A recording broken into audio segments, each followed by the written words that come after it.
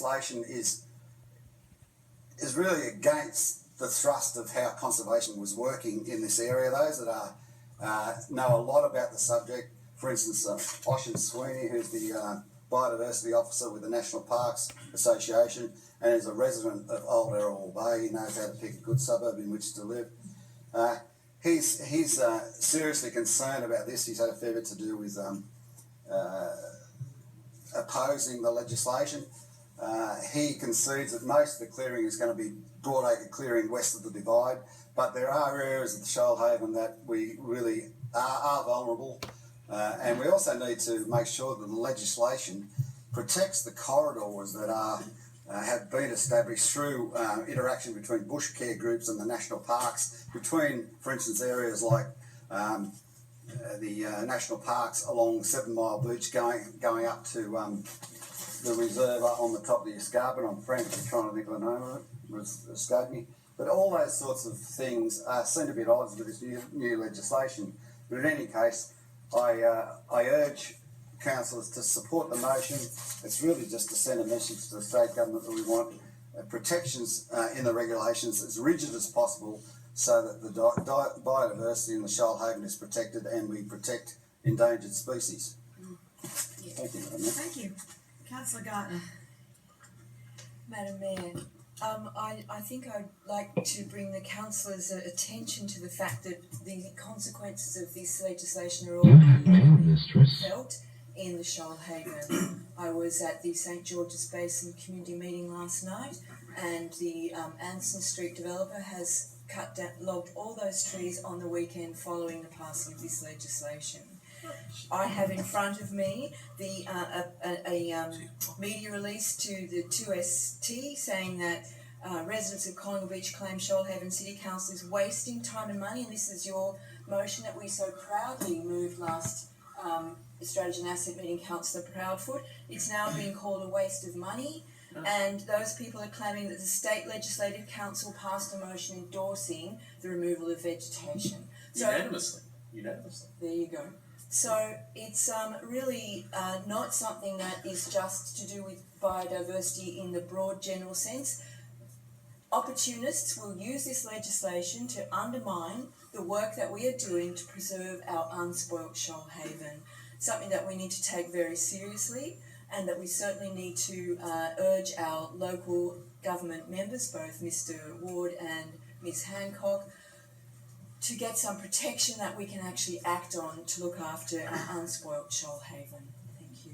Thank you, Councillor Gartner. Councillor Pakes. Well, Madam Mayor, I do hope that our state and federal members check their mailboxes regularly because they're going to be quite full after tonight's meeting. It seems that we're pushing a lot of things up the line tonight. I can't support the motion, unfortunately, because I'll be completely honest with you, I haven't got my head around the legislation yet. I'm still working on that, so I can't support something I don't fully understand.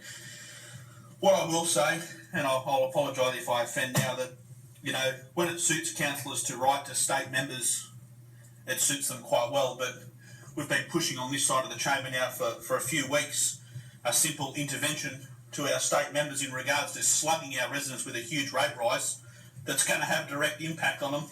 Well, we're not interested in writing to our state members then, so I think it's quite clear that when it suits councillors here, we can write to state members and ask for whatever we want, but when we've got issues that will directly affect residents and in some states put them on the streets, I just don't understand the way this council thinks sometimes.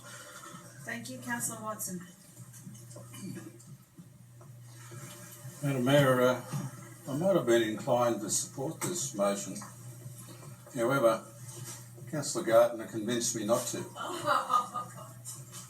And I'd seek the Director's intervention here because a comment that Councillor Gartner made was, in my view, potentially completely false. The clearing that has taken place on the development site in Anson St was pursuant to a development approval issued at subdivision stage. In my view, had nothing to do with this legislation.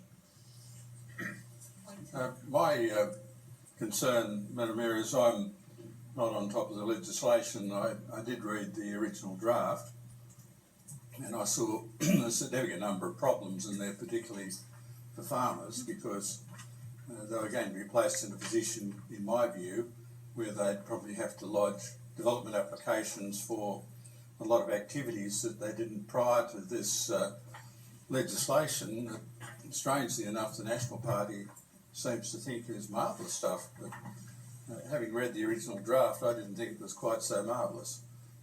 So I am concerned that if you screw the regulations up too much, we're going to get more of the issues that we've had in the Shoalhaven. I think we need to be able to differentiate between the western part of the state and the coastal part of the state. Vegetation, in my view, on the coastal part of the state is very robust. On the western part of the state, because of low rainfall, it's not so robust, and there's lots of issues, in my view, with irresponsible clearing along watercourses and such like in the western part of the state, and to some extent they triggered, through irresponsible actions in the western part of the state, triggered the initial legislation. I'm mindful of the fact that we're still running into issues when we tried to subdivide land for residential development in areas that went through the sieve and were agreed to by national parks and others at the time, and now they appear, in my view, to be throwing more obstacles in the way. So I just wonder where people are going to live in the future if we keep screwing it up for the coast. Mr. Fletcher, could you explain what's happening at Mundamire? Through you, Madam Mayor, I think the issue that Councillor Watson's alluding to is the urban release area of Mundamire out near the university, and I suppose the potential concern is that when the rezoning process took place, there was considerable time and effort put into environmental studies to try and identify those parts of the locality which should not be rezoned for residential development compared to those that were capable of accommodating that form of development. So as such, the rezoning went through. We are now at the subdivision stage. It's a state government approval process, not council, but the approval is effectively held up at the moment because of the requirement coming through the state government, the OEH, for offsets, biodiversity offsets, which are considerable in terms of the proposed subdivision. And I think the point Councillor Watson's making, if I can presume, is that there was one attempt to get it right at the rezoning, and it's been revisited, if you like, at the subdivision stage. Thank you, Mr. Fletcher. Madam Mayor, my concern is that if we screw the regulations up too much, we're going to get more of the same. And the areas that were identified for urban expansion in the Shoalhaven, even the cleared areas, start to become under challenge in the Kembora Road area. Thank you. Councillor Proudfoot. Yeah, thanks, Madam Mayor. I listened to what Councillor Levett said with great interest, and I didn't disagree with too much of it, but I don't find myself in a position to vote on this when I haven't read through the bill, which is now an act. I certainly haven't been briefed on it in any way by council staff.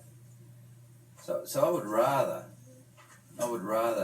have some sort of professional analysis of the impact of this act, and when the regulations or draft regulations are considered, that we are given some information that we can at least hang our hat on. I find it very difficult just on reading through this to vote for it when there'd be a lot of supportive documents in terms of the compilation of this particular bill, which is now an act of parliament. So I don't find myself in a position that I can vote on it now.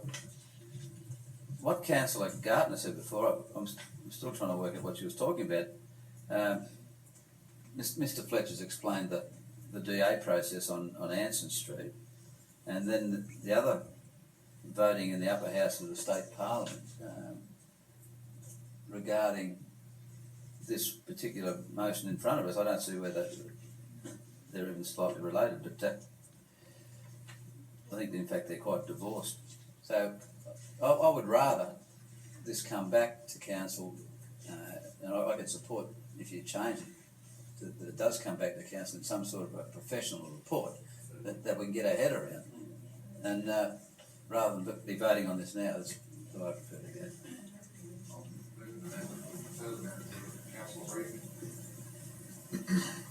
Councillor Levett, do you accept that amendment that had been moved to a councillor briefing? Yes, I do. Okay, does the seconder, Councillor Gartner? Yeah. Yep. Councillor Gile, are you happy, do you want to speak on going to a briefing, or you want to reserve yourself for another time? Yeah, it's not wasting our time. That's ridiculous. Look, this legislation was consulted on broadly by the government. The local government people in that part of the western New South Wales were pretty well supportive of the legislation that went through. I had a conversation with the former Mayor Paul Green last Tuesday, and of course the upper house passed it with support of Paul Green and others. Paul Green, you remember, always used to talk about the clean, green, pristine Shoalhaven, believes in that. They put it through. I don't even think it's had royal assent yet, this legislation, so it's certainly not in force as yet. It would have gone back to the lower house on the Wednesday and would be awaiting assent. So the assertion put to us by Councillor Gartner tonight was plainly just false and misleading, designed as part of some sort of green scare campaign by and large, that any science-developed legislation as this, we're assured was, has got to be bad for the environment because the Greens oppose it. Well, look, at the end of the day, nothing could be more false. So why are we wasting our time in legislation that's already been passed in discussing it in council? Time is money, and of course this will cost the ratepayers of the city by vacillating on an issue that has passed. Let's just move on. You know? I mean, there is no substance to anything that Councillor Gartner has put before us tonight. In fact, all there is a deceivingly misleading approach to suggest that there's already been a threat to the environment as a result of this legislation. It's plainly untrue, so we just should walk away with this in the sleep. So councillors, we have before us a motion that's deferring this to a councillor briefing. Those that support going to a council briefing, which is the motion, aye.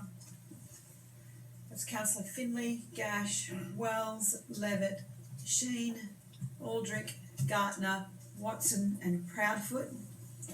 The balance vote against, that would be Kitchener, Pakes and Guile and White, and the motion is carried. Thank you, councillors.